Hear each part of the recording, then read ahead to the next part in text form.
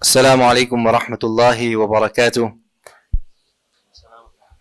You guys are sounding nervous already. It's not yet Ramadan, it's only Sha'ban still.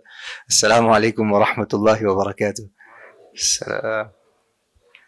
Bismillah walhamdulillah wa salatu wa salamu ala rasulillah wa ba'd. Honorable ulama, qurra, huffadh, our honorable guest, on behalf of our masjid, our community, we say ahlan wa sahlan wa marhaban bikum. May Allah subhanahu wa ta'ala accept your coming here. May Allah subhanahu wa ta'ala accept this program.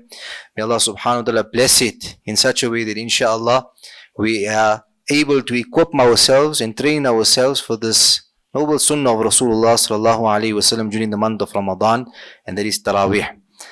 To be honest, I don't think Sheikh really needs an introduction, but just on behalf of our committee as well as our musallis, we'd like to extend our heartfelt and sincerest gratitude to Sheikh.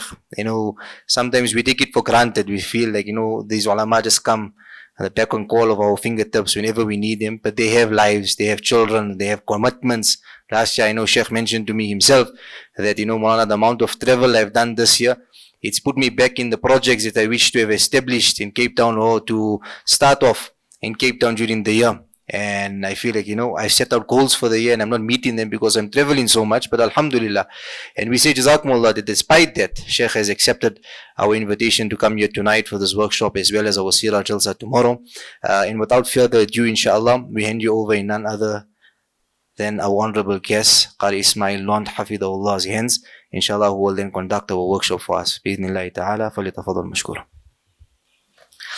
Bismillah walhamdulillah wa salatu wa salamu ala Sayyidina Rasulillah wa ala alihi wa sahbihi wa man ittaba'a huda. Assalamu alaikum wa rahmatullahi wa barakatuh. We thank Allah subhanahu wa ta'ala for the ni'mah of Iman, for making us of the ummah of Sayyidina Muhammad sallallahu alayhi wa sallam, the ummah of the Holy Quran. And we thank Him for all His favors, those that we are aware of and those that we are not aware of. And we thank Him for enabling us to be here this evening for no worldly purpose, aim or gain, but hopefully through some presentation and interaction to draw closer to His word and attempt to prepare ourselves adequately or better in order to present and engage with His word in a better manner. Ameen ya Rabbil Alameen. The poster that you may have seen addresses the leading imams of Taraweeh in relation to the emotional states and aspects of the physical state connected to vocalization and reading. So we are not to, inshallah, discuss or address your actual recitation, the quality of your pronunciation, the level of your pace in presentation. That's for a different space. That's for your teachers, that's for your colleagues, for the imams. And just basically, the foundation of any good rendition of the Quran is clarity. The clarity and the quality of the sounds of the letters we recite. That's the foundation of any good recitation. The framework that we work within and have to work within because it's part of the unique nature of the Quran. The framework is the rules of tajweed. And then thirdly, the medium of expression is your voice and what you choose to do with it and how you choose to do with it, whatever you choose to. Okay, I hope you're taking notes, sir. Okay. So, the quality of the recitation, as far as tajweed and pronunciation is concerned, that we obviously cannot do in one session. That is your space, and some of you are expertly guided and have experience in that regard. And then where the actual content of Quran is concerned and leading salah, the imama aspect, that's where fiqh is concerned, and you have your teachers and your guides and your imams to guide you there. Because it is a prayer, and a unique prayer. And it has potential for great spiritual growth, or potential to be a medium for great spiritual growth. And it's part of our responsibility to keep that in mind. Because we get so engrossed and drawn into the work we have to prep. You with me? That we may be sidetracked from the broader picture. And the broader picture is we are leading our community in ibadah. So that aspect is there, and the spiritual aspect is there. And then the ayat of the night, the ayat of every individual night, and what they are calling towards, what they are reminding us of, what they are speaking of. If we do not have a background in Arabic, then we have access to so many mediums of resource for some idea of what we are to render for that night, to make it more rich and meaningful. So that's clear. You with me there, right? Okay. But we are not here for that. We are here to address nerves and stress and breathing and vocal fatigue. Are you here for that? Yeah? Okay. So I've put something together, and I can share this with online, share it with you afterwards too, because it's a reminder for myself as well.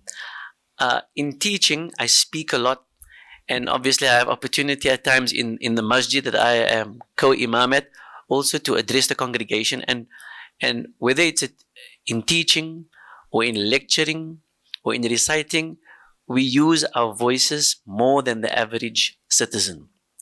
We just use it for speaking. On a low key, speaking naturally, my vocal cords, your vocal cords, now we have to start all over.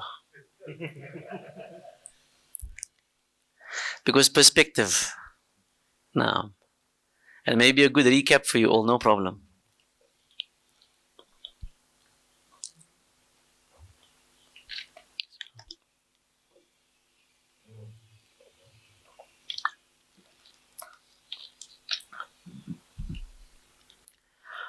On a natural level, easy vocalization, my vocal cords, yours, ours, vibrate a minimum of 60 times per second.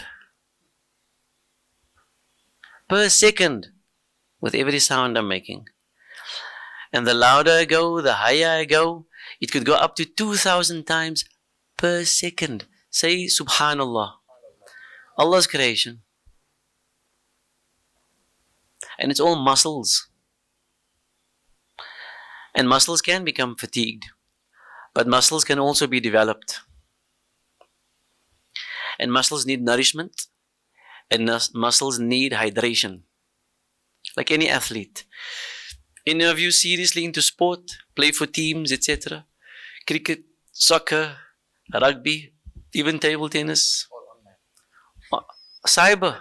No, that's only your fingers. Maybe your brain and your eyes. But physical activity is important. Anyway, that's... So we're not here to address...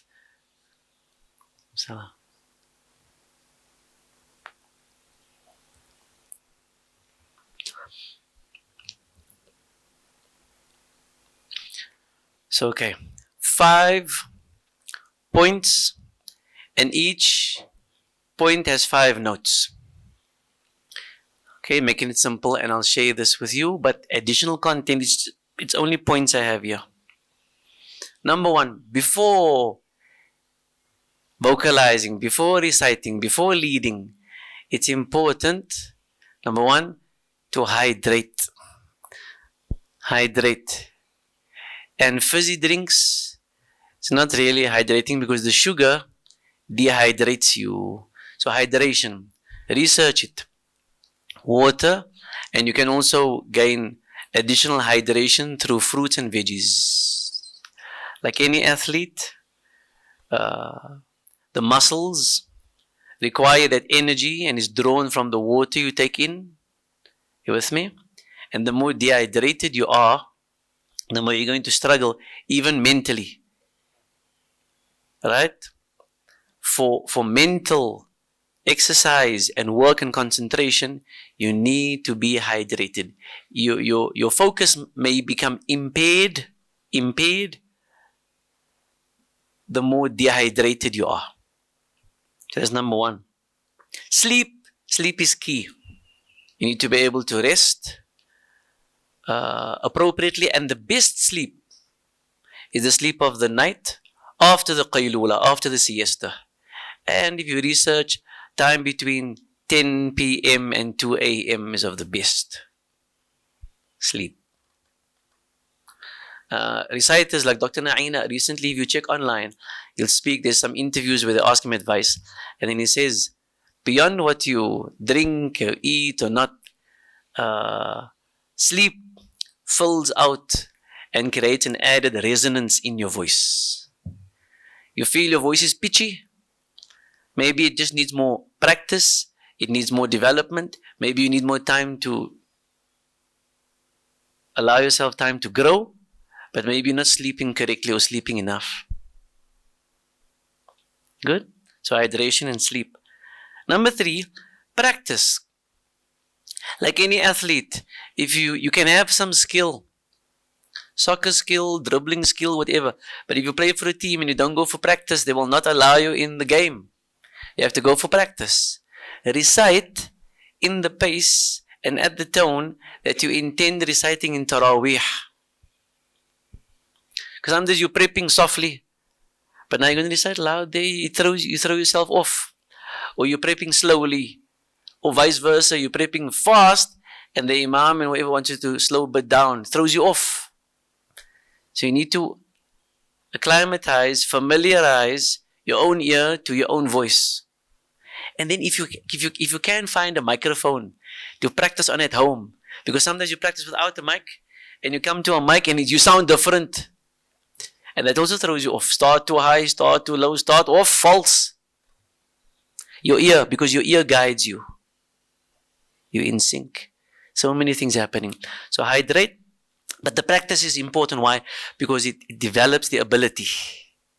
Ear becomes more in tune, the muscles are developed, and your voice also strengthens. Good. This is before even leading. Some guys just revise, make door softly. No, you have to practice out loud. Not too loud, just vocalize. And then, okay, so here's a kicker. This is important, extremely important. Breathing.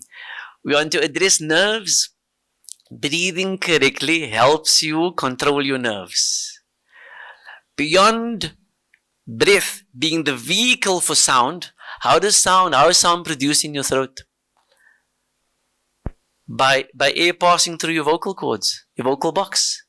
If you don't have enough air, can't produce proficiently, efficiently, sufficiently. So air. Now how do you breathe correctly? And if you breathe correctly too, it will help you with your nerves. So I'm gonna teach you 2 breathing techniques, exercises, that you must do. But the most important that all the Egyptians will tell you, reciters, they'll tell you to breathe using your diaphragm. Now, put your hand on your tummy, any hand. Okay, breathe out, exhale. Inhale. Now, when you inhaled, okay, exhale. When you inhaled, did your chest rise first or did your tummy push out when you inhaled? If your tummy pushed out, then you're using your diaphragm correctly. But if your chest pushed up, then you're not using your diaphragm at all. Then you are a surface breather. So when you inhale, now have you ever seen a baby, an infant, laying on his or her back? When they sleep, what happens? Their tummy rises and drops. Because naturally we do that. Naturally we use diaphragmatic breathing. So if you inhale, And if you're not used to doing it, you're going to have to do it consciously now. Think about it. Push your tummy slowly out when you inhale.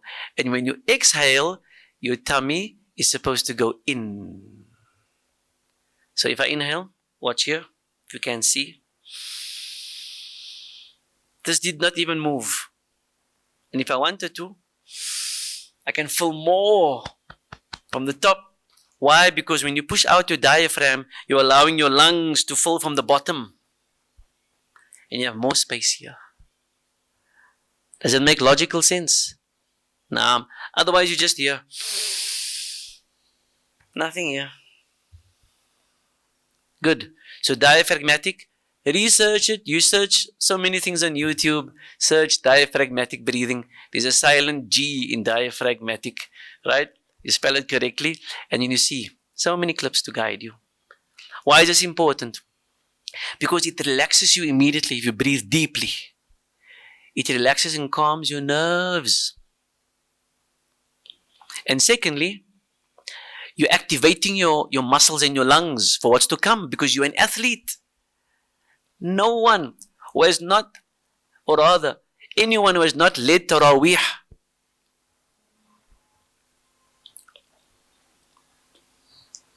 would be wrong to say or give an opinion regarding it. Anyone who has not led Taraweeh would be wrong to give an opinion regarding it because they don't know what it's all about. Only you know. It's not a joke standing and leading there in front, isn't it? Now, and every bit is important and every bit helps.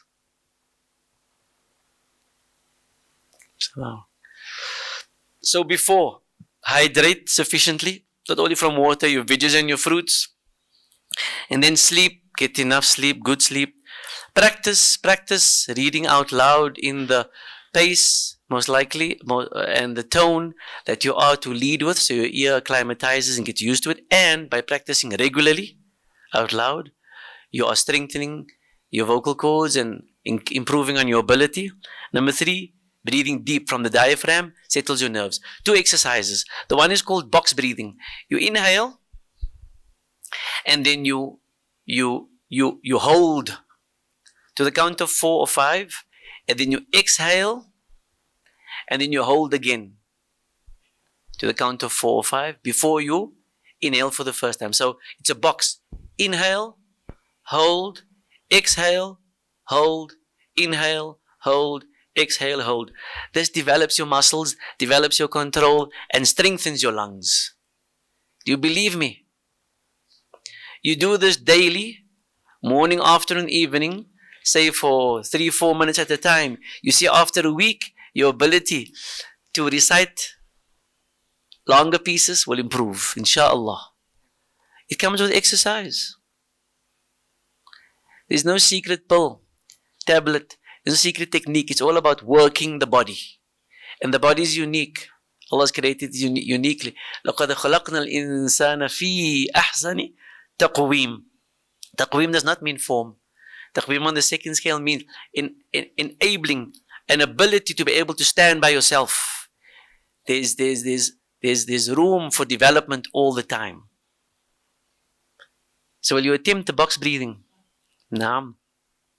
There are those who can inhale slowly to the count of 20, hold for 20, exhale slowly for the count of 20, and hold again for 20 before they start the cycle again. The more you can do it, the better. It will help you. Reciting is not like speaking. You need enough breath and you need your lungs to be stronger and you need your lungs to be activated and the muscles around it too. Otherwise it will collapse. Good. And then the 5th note regarding the first point. The first point is what? There are 5 points and each point has 5 notes. First point is discussing before Taraweeh. Hydrate, sleep, practice, breathe deeply, and then number 5, warm up. Now again, you can check online, warming up the voice, and generally you find singers speaking about this. But you, in vocalization, again, beyond what we use our voices for, in speaking, this requires more attention. So like any athlete, you need to warm up the voice. So how do you warm up the voice? The simplest way is to hum. How many times do my vocal cords vibrate on a low key minimum? 60. The more you do, the more. So you're going to use it a lot, it needs to warm up. Without pushing. And then you can do a few steps.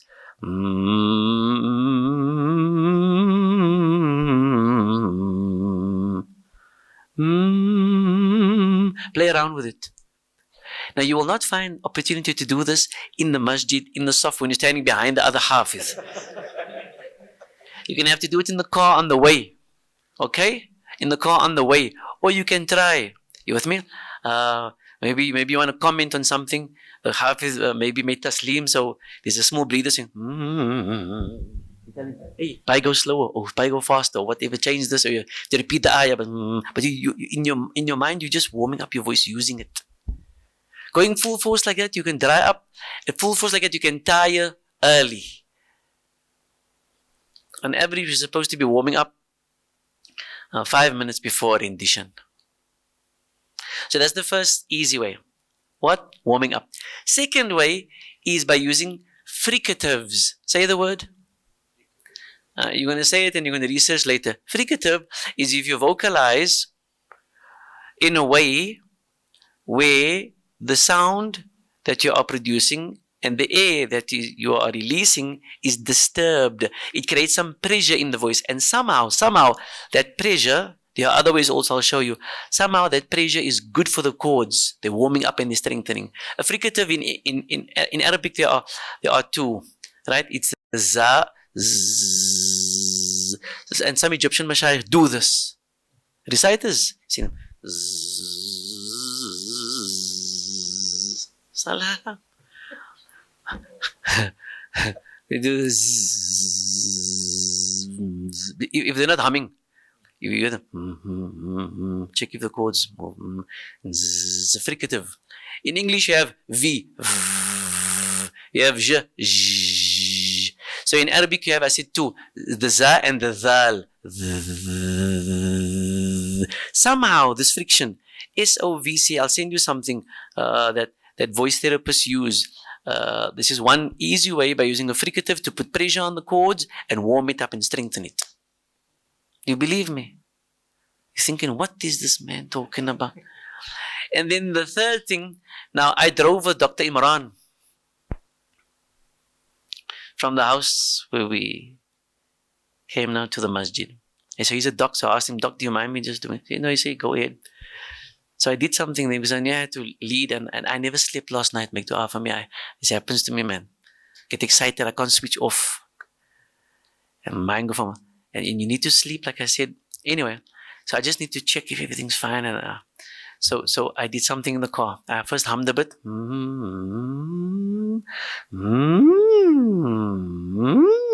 And he's driving, he just, I don't know what he's thinking. And then I did something they call strawberries. You do this. I did it. You can ask him later. But you're putting pressure on the chords, but it's apparently gentle. It's apparently gentle, just to warm up.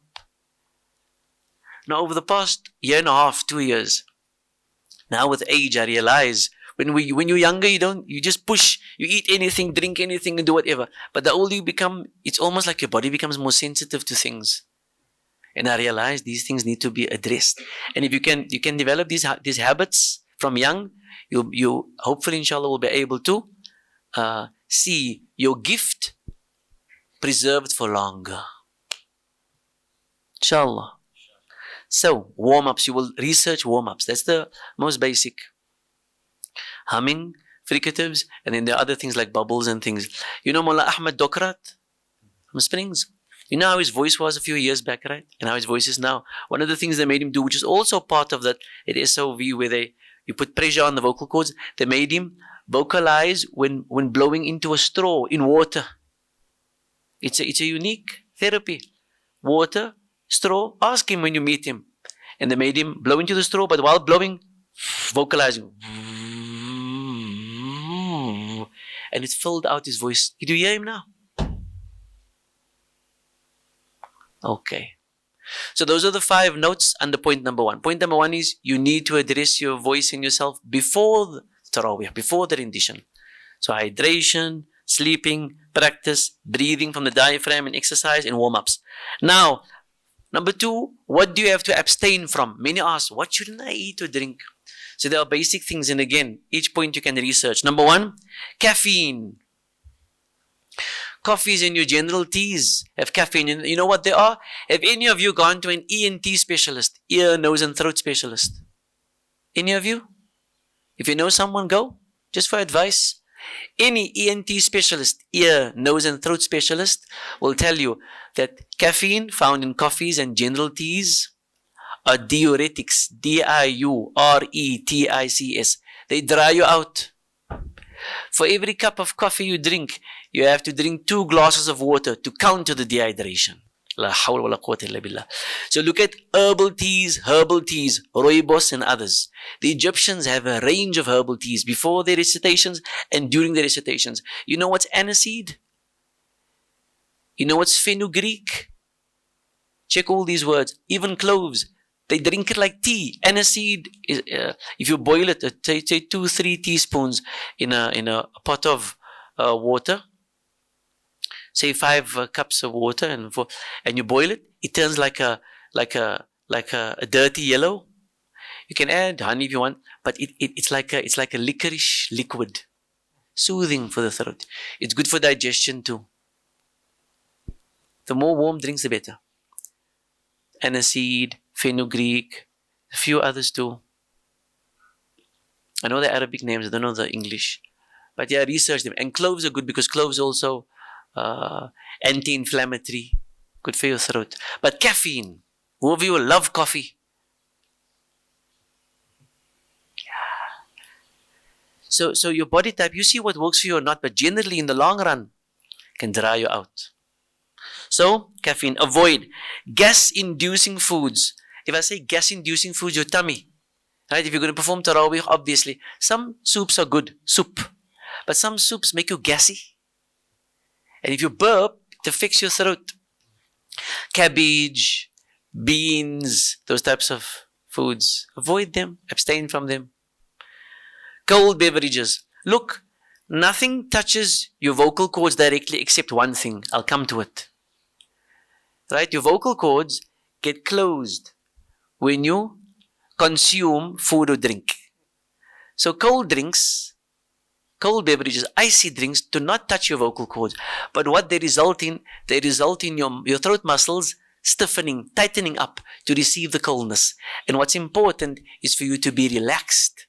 That's why the warm drinks. You get the idea? The cold drinks don't affect your vocal cords. No, but they tense you up. And that's why reciters will prefer warm drinks, hot drinks, instead of cold. So abstain before. Try. And you're thinking, how can I recite for longer and maintain the quality of my voice? Try these things bit by bit. Try 1, 2, 3 and see.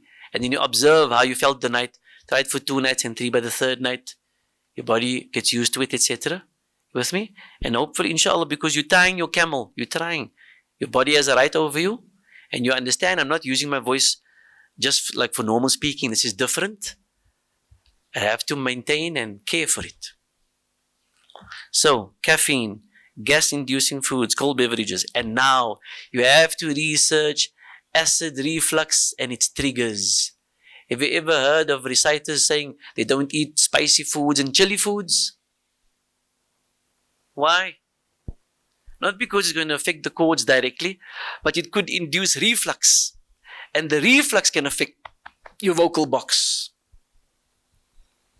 I struggled with reflux, and I still have to manage it and maintain it. It affected me to the extent just over a year and a half ago. Whenever I want to recite, I get spasms. My throat tightens up and it sounds like I want to cry. I did the khutbah of nikah once and it happened. So one doctor comes to me and he said, I never ever thought I would hear someone become emotional when they do the khutbah of nikah, Maulana. I said, doctor, that was no emotion, that was involuntary. So if you go again to a gastroenterologist, hear these terms. They put the scope down. I'm short, right? So after the thingy, he told me, you know what? We put the scope into you. It went 75 centimeters down.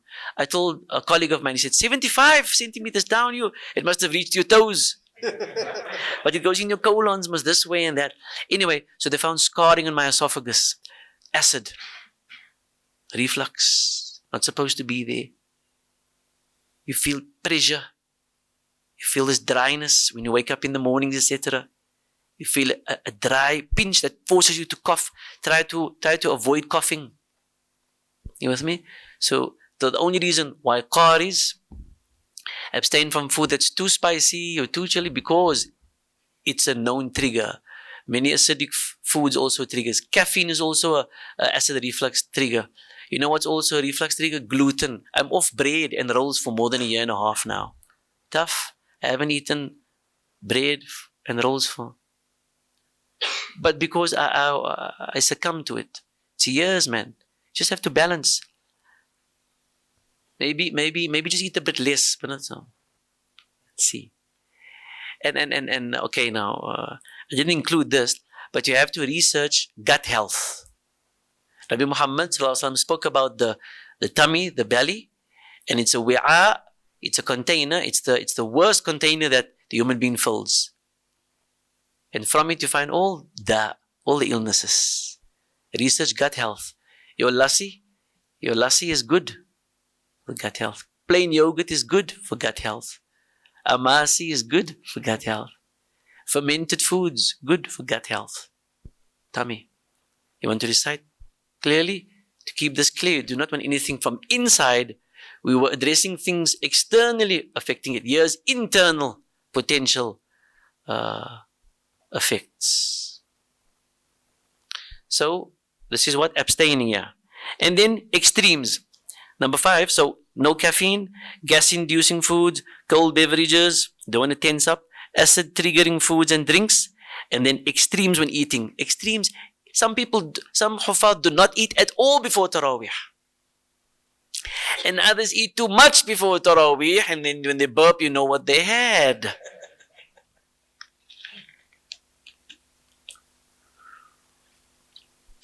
So there has to be balance.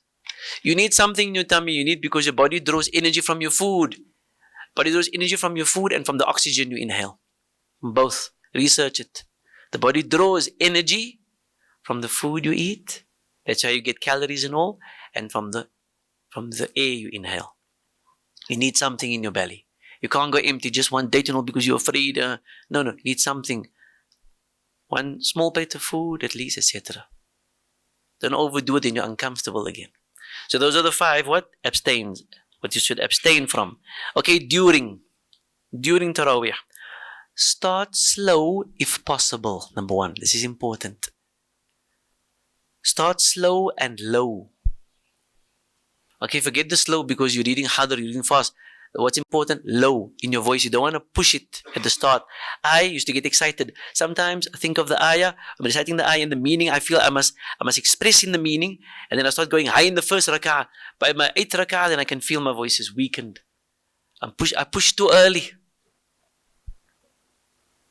So start low. Start low if possible. Then you can always build up. Right? Number 1.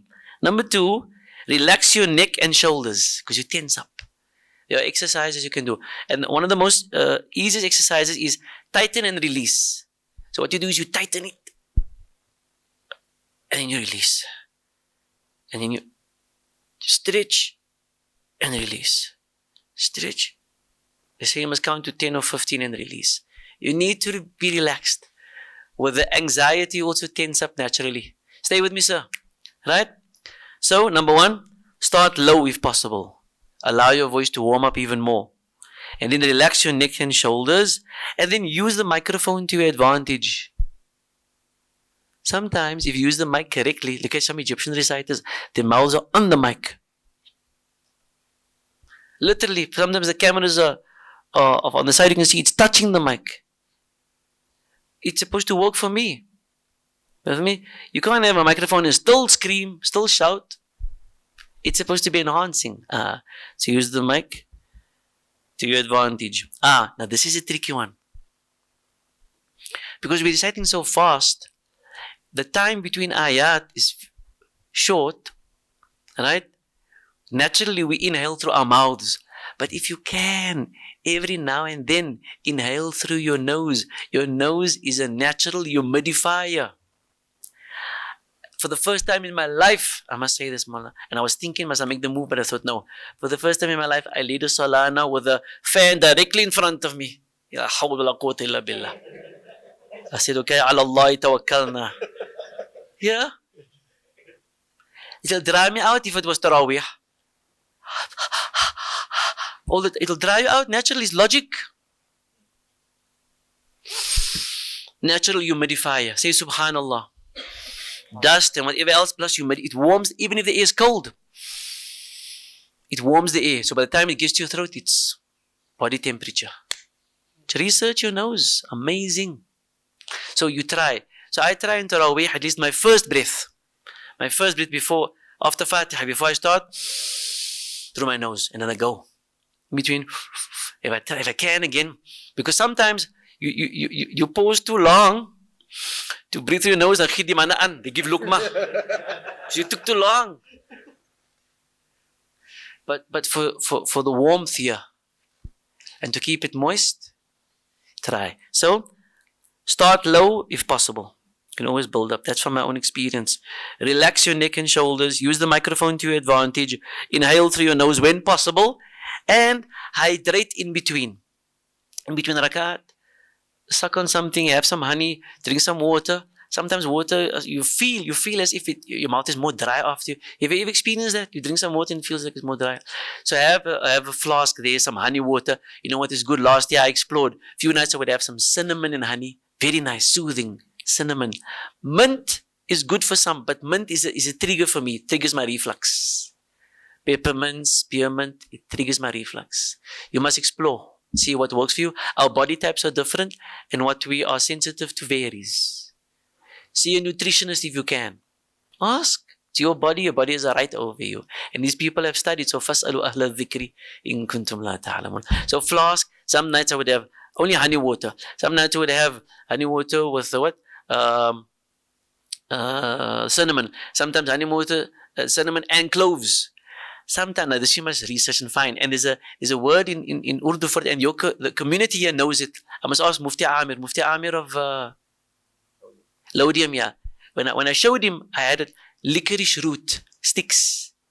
He said his father gave everyone during COVID, he gave them that. Good for your lungs, good for your throat. It soothes you. Licorice root, research it, you find. The stick, you boil it. It's a beautiful taste. You don't even need to add any sugar or honey. It has its own sweet, lovely taste. And you drink it, it like forms like a type of a layer over your throat. Beautiful. It lasts for a few minutes and you drink some more afterwards. So that's in between. So hydrate in between. So those are your fives during. Start low, relax your neck and shoulders, use the microphone to your advantage, inhale from your nose when possible, and hydrate in between. Good? So the first was before. Second was abstain from. Third is during. Now after Taraweeh. You're done. May Allah open your hearts and your minds, our hearts and our minds, and grant acceptance, Ya Rabb. But now you're done for the night. Like you warmed up, you need to cool down. Were you ever done with Taraweeh and then your voice is on a high, or it's lighter, you have normal bass? It's dried out. It's higher than normal. Has it ever happened to you? Huh? Because you were pushing this muscle. This muscle is tense. It's tense now. It's warmed up. It's pushed. It's there. You need to cool it down. And the simplest way to cool down, sir, I'm not making this up. The coolest way to cool down is to hum again. Lightly. And don't scream. Screaming and whispering are harmful to your voice. Shouting, I mean. Don't shout and research this. These are by people who have been using their voices for years. Teachers, you with me? Lecturers, orators, singers. Like you warm up, cool down. Just let it relax again. It's tense. It was worked and makar. Imagine 60 just when you're speaking. How many vibrations now? And if I'm pushing, up and down and Taraweeh in that level of rendition, it's like hundreds of vibrations per second.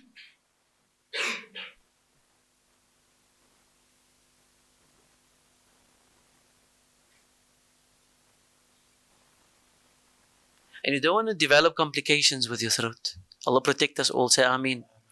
Because they can be, I know people who had to go for operations on there because they developed polyps, growths on their throats. They were not hydrated enough. They used to push the vocal cords, put pressure on it, etc., etc. Something gives in. Allah protect, Ya Rabbi. So, hum, cool down. So, afterwards, hum lightly. And then, I love doing this. Gargle. Gargle with lukewarm water and salt. Kills bacteria and addresses any swelling. Have any of you gargled? After Taraweeh, it's healthy, it's very good. Gargle with lukewarm water and salt. If you have Himalayan salt, it's even better, but any salt will work. What does it do? Kills any bacteria. And it addresses any swelling.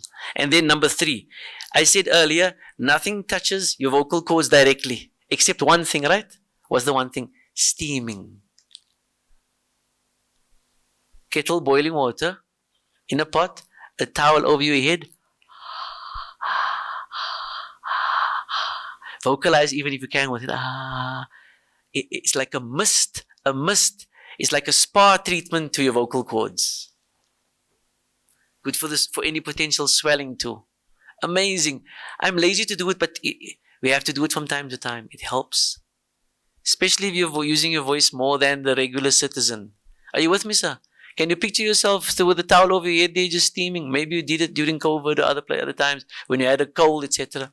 But after Taraweeh, so humming lightly, that's cooling down. Gargling, steaming, and then voice rest. Some ENT specialists, you go to them and tell you need voice rest, you're talking too much. Some say for every hour of vocalization, you need a minimum of 5 minutes vocal rest. Meaning say nothing, just go silent. Like any other muscle. Voice rest. Some guys after Taraweeh, they're on a high. They don't want to go sleep. They go to Akhalwayas and wherever else. Is there Akhalwayas here? Yeah. And then the guys opposite the road, hi, talking, calling him from there. You had a marathon. You just had a marathon and now you want to push again.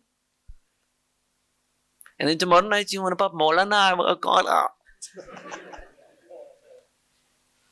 You need voice rest. So, hum lightly, gargling, steam, voice rest, and this is an issue. I know we all are hungry after Taraweeh. But you know what's another trigger, Maulana, for acid reflux? Is eating too late.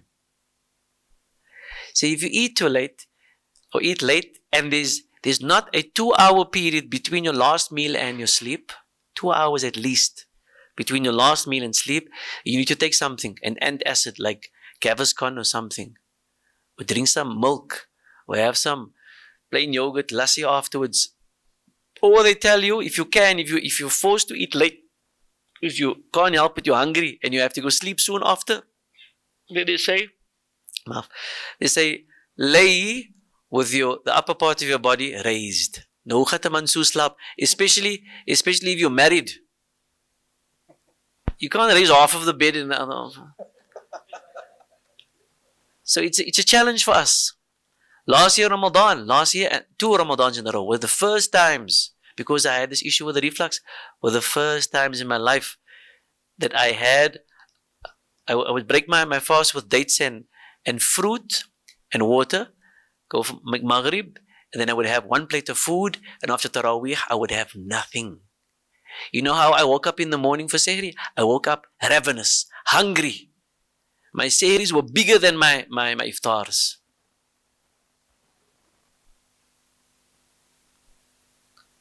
because you don't want to have that issue. I make dua, you don't have that issue.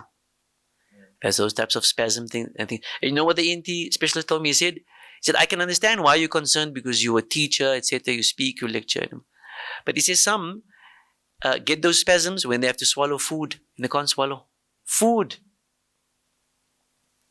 And they go on meds. I didn't want to be on meds, so I was strict with the diet. Anyway, so after Taraweeh, hum to cool down. Gargle, lukewarm water, salt. And there are things, and you may know some remedies. You know you know cayenne pepper? Cayenne pepper? Cayenne or cayenne pepper, the red one. And even black pepper. Sometimes if you have a sore throat, try gargling with lukewarm water, salt and cayenne pepper. The anti-inflammatory potential is profound. And you can add bicarbonate of soda. Amazing if you gargle with it for your throat. Forms a layer through your throat and soothes it. You know, bicarb. It's good to gargle with. So those are the 5, eh? A voice rest, so hum lightly, gargle, steam, voice rest, and do not eat too late. Okay, those are it. I have the last point, the 5th of the points. What was the first point we discussed with the 5 notes? What to do before Taraweeh. And then what to abstain from. What to do during Taraweeh. What after. And now lastly, general reminders. And I said I wouldn't address maybe these types of things, but the first 2 in particular I have to, because it's a reminder for myself too. And it helps us just realign our perspective. You observe all the above. You hydrate. Okay, you're gargling, you're abstaining from certain foods, and you're taking your other drinks, etc. But you observe all the above, but you realize that you still have to make dua and you have to place your trust in Allah.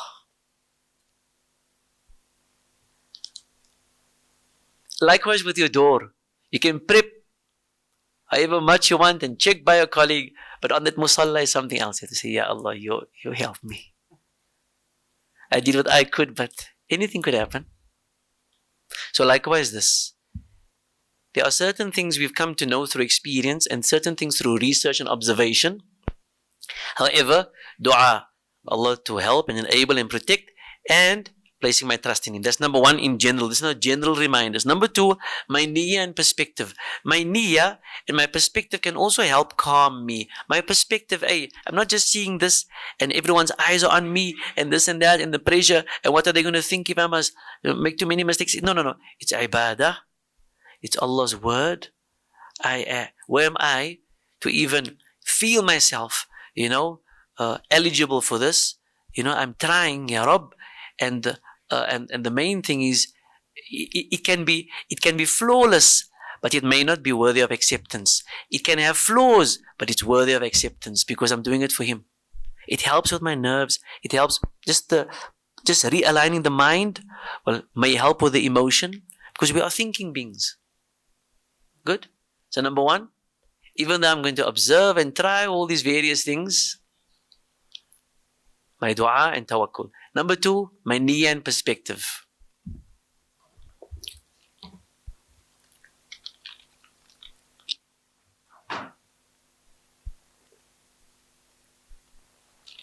Number 3, you're going to ask me about throat sprays and lozenges and warm drinks to soothe the sore throat, etc. I mentioned some warm drinks in here. You try whatever. There are some good throat sprays. I have this one here. There's Andolex, and there are others too, anti-inflammatory, topical. Try this and that and see. As long as it has no side effects, Again, because you're an athlete and you're using your voice more than others, you have to tend to it, see to it. You don't have time to gargle, don't have time to steam. Lozenges, yeah. You all know what's strepsils. Do you know fisherman's friend? Fisherman's friend? Yeah. Do you know coughlette? Try coughlette with a K. Very good. See. And then there's the beautiful ones, the honey and the black seed, obviously. Those square ones. To soothe. And also they create more moisture in the mouth. And last but in no way least, if you have a problem, I'm not a doctor, right? You have a problem, inquire about professionals. I really mentioned two types of professionals: ENT specialists, ear, nose, and throat. Even if there's nothing a matter with you, go for some general advice. Sometimes I went so many. Have any of you gone to a doctor and they put a camera up your nostril, down, and take a video and pick up your vocal cords? Have any of you done that? It's wild. Go and do it. The ENT is supposed to be able to do it. And then a gastroenterologist. Okay?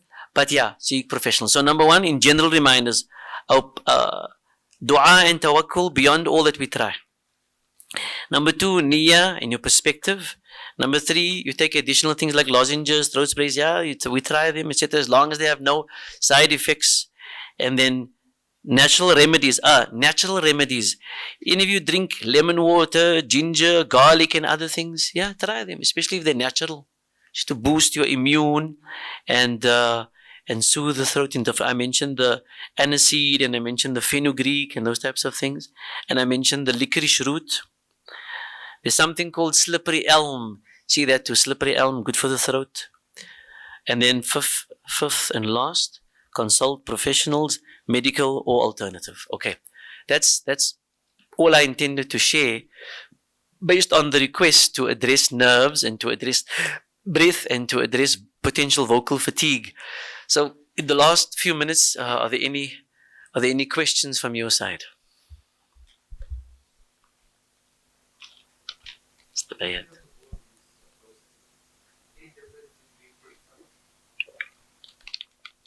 Any difference in winter and summer?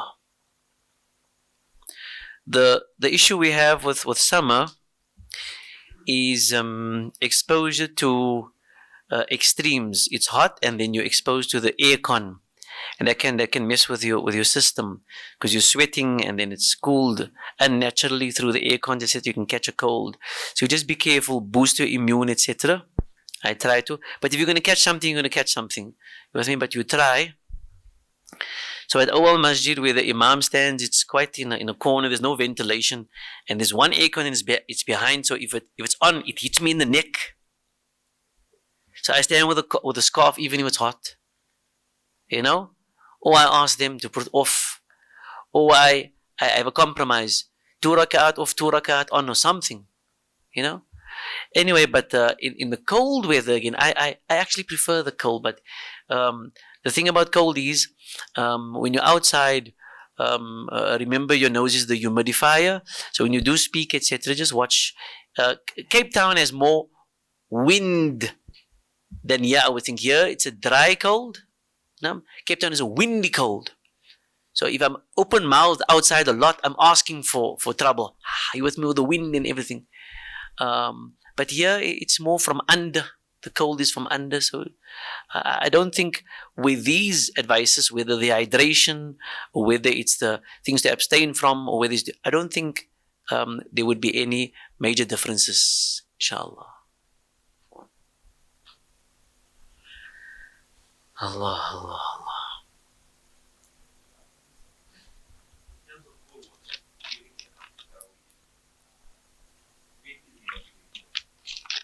Yeah, so like in hot weather, right? And you find like I saw like Sheikh Al-Toblawi. He would drink ice cold drinks even before going to a program, no problem. But the quality of his voice, he had a husky voice naturally. So even if it affected him, it wouldn't be an issue because he sounds like that normally.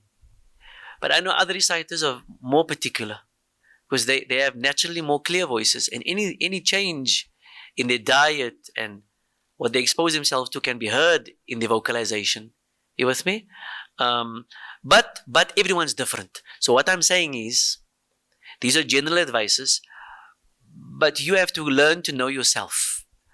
What affects me, like the mint affects me, it's a trigger. It might not affect you. For you, the mint is soothing. It helps you. Different body type. Some bodies are cold. Some bodies are hot. You know Zain Bika? So, you know, his father passed away, Rashid Bika. They have this Tib center, Unani Tib. So they study their body types. Yeah. So you research, or they have like 4 categories of body types. 4 categories. And based on their research and observation and experience, they can see even dietary guidelines, what suits you, what does not, and things. It affects you, brings different things out within you. So research and see. It's quite intriguing. So cold water might have no effect on it. It might even refresh you or energize you. Whereas for me, it might tense me up because I'm a different type of person.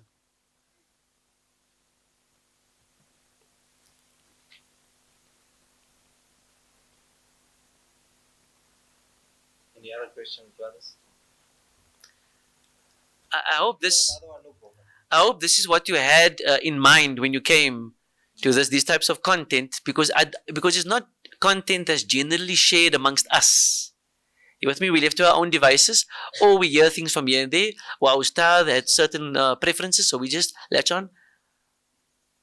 So I think it's good in a way, because it's a marathon every night for at least 27 to 29 nights.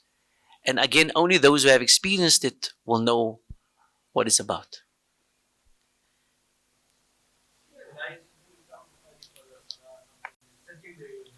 Mm-hmm. Okay, so generally me too, it happens. I don't like talking I don't like speaking and engaging too many people before. You know what I mean? Just, you need to watch your mindset and your mood. You need to be calm, pleasant, etc. You're already naturally anxious. So sometimes someone says something can disturb you, man. Upset you. So the 2 things I mentioned: internal dialogue, your intention, your perspective, your niyyah, and from a practical and experienced angle, the breathing will help you, inshallah. Because your heart rate, generally, you get into a fight and flight. You know what's the parasympathetic mode? So fight or flight, right? Mode. So your pulse increases and you maybe sweat and this and that. Your breathing calms you down. One of the most basic ways to shift your state from a parasympathetic to a sympathetic and all is by breathing deeply. And humming, apparently, because your vagus nerve, research the vagus nerve, is the longest nerve in your body. Your vagus nerve is connected to your parasympathetic state. So deep breathing calms you, affects the vagus nerve, and humming also calms you and affects the vagus nerve. Vagus, V-A-G-U-S. So those 2 things, there are medication. There's like natural medication that can calm you. It's something you can research. It's called, they say really calm, but it's R-E-L-I, calm. It's a natural product. R-E-L-I, calm. They say it'll calm you for up to 5 hours. Herbs. It's all herbs, plant-based. But just try the box breathing. In, hold. Out, hold. Just a rotation for, say, 4 or 5 cycles. Your pulse will calm. You'll become less sweaty. Just it'll relax you. The other exercise I did not tell you. I said there were 2 exercises. The other one is called cyclic breathing. You inhale with your belly first, right? Full. You top up with your chest, full. And then you force a swallow. You force yourself to swallow. Your lung consists of air sacs. And with our posture, sometimes these air sacs are compressed. You with me? Compressed. So when you force a swallow, it's as if you force the final air sacs to open. And then you exhale for as long as you can. Time it like this. So in.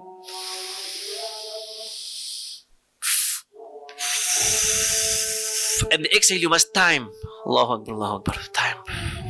If you do that every day, at least twice or thrice per day, in a week you see the amount you are able to exhale would increase. Yes. Just practice. Allahu Akbar, Allahu Akbar. But even that one can calm you. With Allah's permission.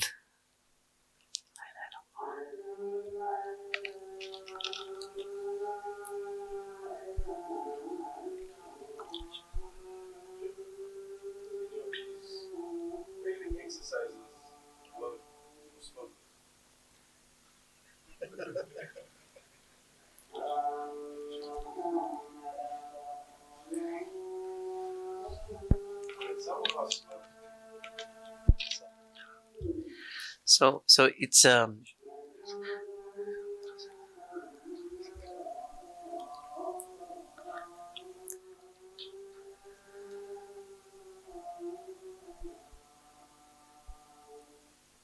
I don't need to comment on smoking regarding your body, right? But also it's bad for the voice, bad for the vocal box. But I'm not to say. All I can say is the smoker should give it a try and see. Inshallah, it should help somehow. But his body, the smoker's body, is going to be in a battle because on the one hand it's receiving the smoke, and on the other hand it's getting deep breathing. So with me, it's going to be an internal battle all the time.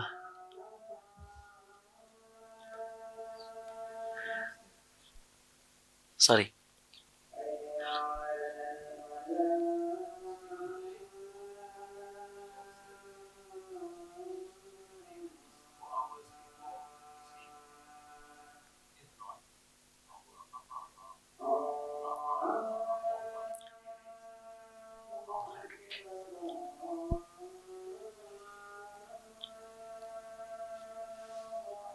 Allahu Akbar, Allahu Akbar.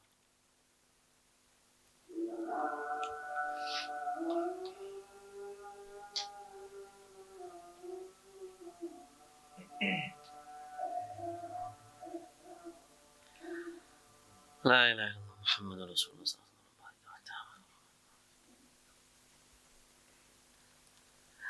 I asked the ENT specialist the exact same question. He said two ways. Bricks under the what? Bed legs, just by the head side. That's one option if your wife agrees. The other option is pillows. Additional pillows.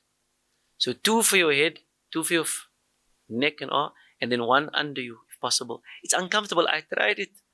Uncomfortable, but he says if you don't want and you're forced to eat, then they don't have a solution. Cure will only come from Allah Jalla Jalla. They're trying to address the symptoms. But they would actually say 2 to 3 hours before going to bed.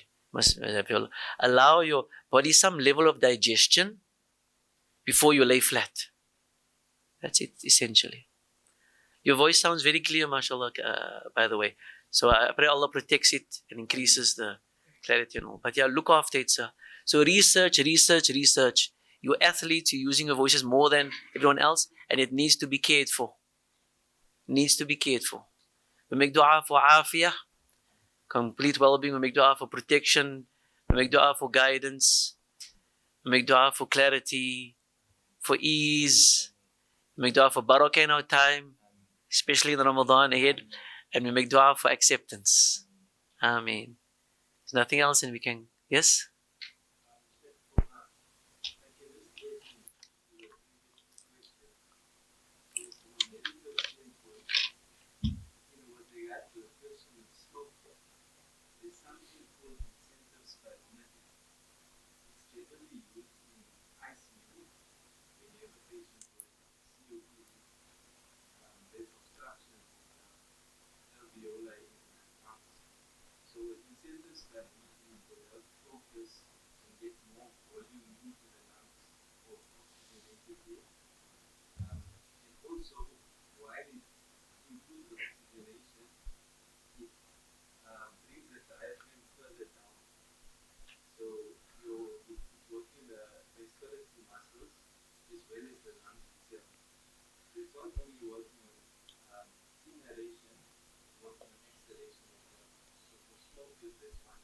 Amazing. What's it called?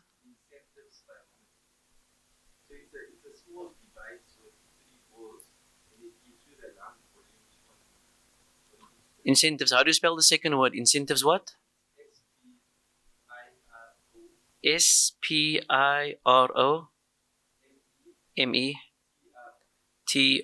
Spirometry. Interesting. Good research.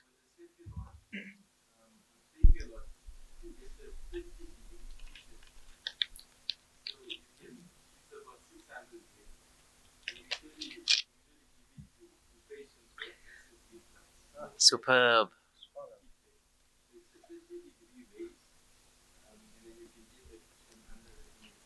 Superb. Interesting. So, doctor? Physio. Oh, mashallah. Anything that I mentioned that needs to be aligned or amended or rectified? All correct.